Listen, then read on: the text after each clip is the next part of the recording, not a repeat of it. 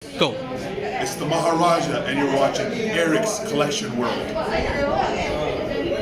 Hey yo, welcome back to the channel. I am Eric, the currently exhausted Dudley Dog, fresh back from Juara Stadium attending APAC Wrestling Slamfest 2025. And man, that was a fun show. Now I'm posting this video a lot later after the event happened because I was traveling on this trip and I didn't bring my laptop with my video editing software with me. So I'm recording this now, I'll edit the video later and post it up once I'm home. Also, this isn't going to be a detailed review of the show. I'm just basically going to show off some of the stuff I got from the meet and greets and maybe discuss some of the matches a bit, maybe a bit of criticism on the matches. Because it was a fun show, but not without its faults. First up, the main thing we got from that show as part of the meet and greet package, they handed out these event posters to all of us, and it managed to get it signed by everybody that was working the show that day. Really nice touch. You see, I even had Maharaja signed right there. I had originally planned to bring a Topps card for him to sign, but I forgot to bring it. But I guess luckily we have this then. And I managed to get into that shout out you're seeing at the beginning of the video. First up is an autograph photo from the Philippine Dream, Julio, or Julio, I don't know how they want to pronounce it. And he gave me a free sticker as well. He worked the opening match, which was a tag team gauntlet match for the number one, it wasn't a number one contendership match, it was for a tag team cup. He teamed with Cheeseburger Kid, I believe it was, they called him CBK. Fun little gimmick of a guy. He believes it's a cheeseburger. I spoke with him after at the meet and greet also. He said he identifies as a cheeseburger. I guess he loves having the ladies eat him out. Anyway, that gauntlet match was won by TMDK using the New Day's old finisher. I believe it was called the Moonlight, Midnight, something Midnight. Can't remember at the moment.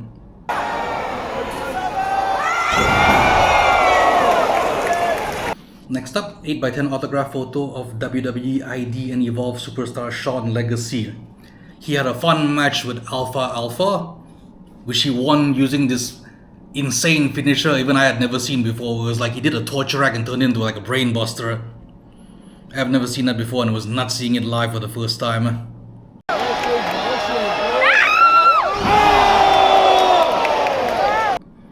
Next up, autograph of Zeta Steel. She was a last minute replacement for Kaylee Ray in the APAC Wrestling Women's Championship match against North Phoenix Diana. Though supposedly she may have been the one that attacked Kylie and taking her place in the match. She didn't win, but hey, put up a good showing.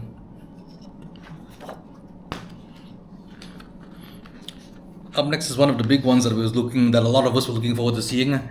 Mio Shirai, the sister of Io Sky in WWE. I managed to get a selfie with her as they were cleaning up the ring area after the show. And when I met her in the meet and greet, I told her she is a Joshi legend, and she really felt it.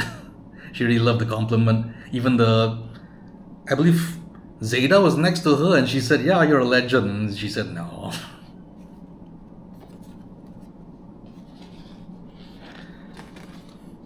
Next up, Tar Lee. She won the Fatal 4-Way match for the number one contendership for the APAC Women's Championship. And when I first saw her photos being sold outside the venue, I thought it was Shotzi. With the green hair and everything. Even her look is very similar to Shotzi.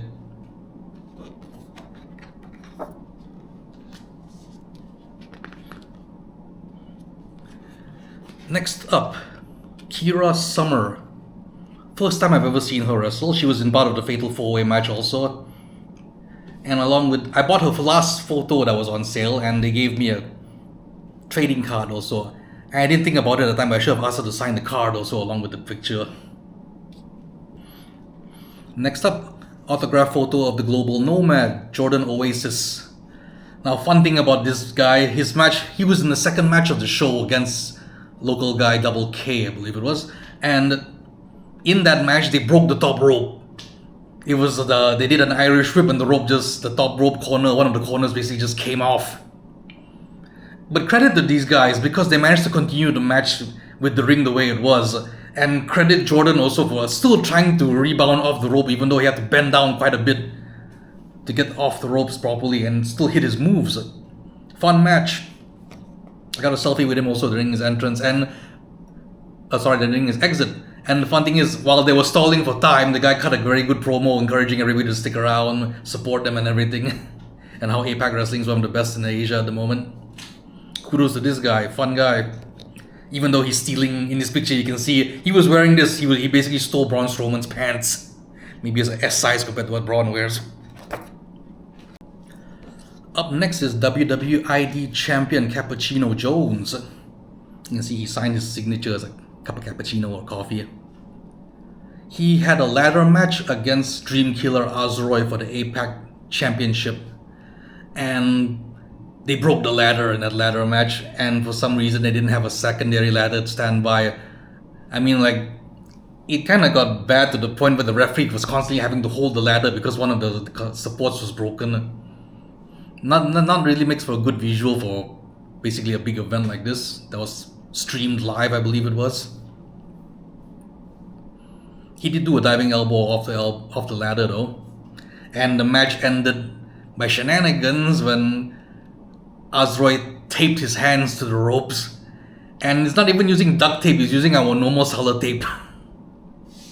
But apparently it was enough to keep the man down and not win a second title. Another thing also about Cappuccino Jones, when I met him at the meet and greet, he's the only person that didn't sign my poster. I don't know why. It wasn't until later I noticed that his name wasn't signed on his picture. And I don't know if it's just me, but he just seemed out of it, like he didn't want to be there. He was like very held back, and like Kylie Ray was sitting next to him and he's like kept encouraging him or something. I don't know, maybe he's having a bad night. And speaking of Kylie Ray, she's up next. She was supposed to be challenging North Phoenix Diana for the Women's Championship, but apparently she got attacked backstage and she was then reverted to a referee role.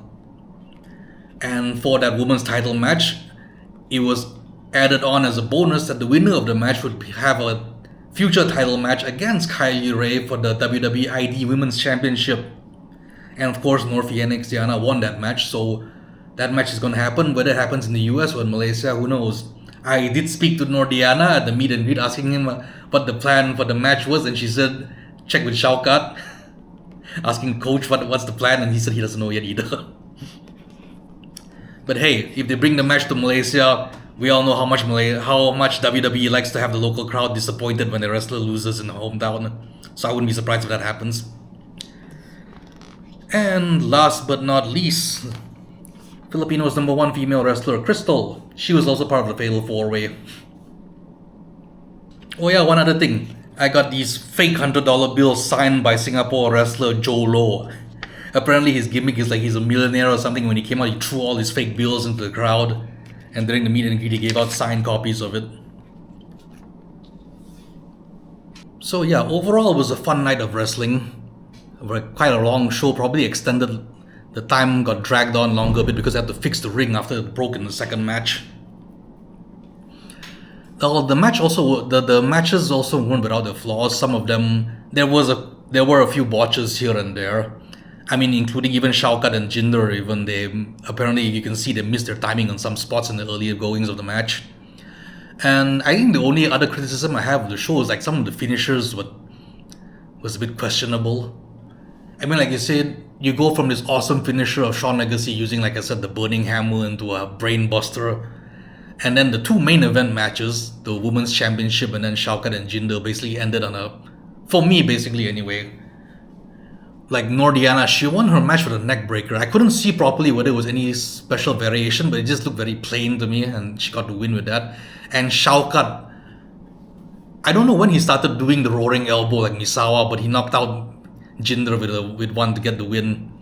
I don't know why he stopped using his... I think he used to use the fireman's carry into the slam variation before. I don't know, maybe because his back and neck problems might be catching up to him. But I thought that finish with the elbow strike was just a bit weak. And he pinned the former WWE champion with it. Other than that, special shout out, I'd like to say F you to the guy sitting 2 seats in front of me who kept standing up just to record everything he saw. I mean, you want to record things, sure, but you don't have to stand up and block everybody's view. Also, F the narc sitting behind me that will try to report everybody for recording stuff. I mean, just let the people enjoy the show.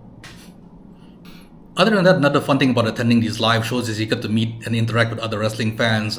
I mean, like, I got to meet Brock Toy, the WWE toy collecting legend of Malaysia, on his own channel. I got to see him make a skit with Jinder also during the meet and greet.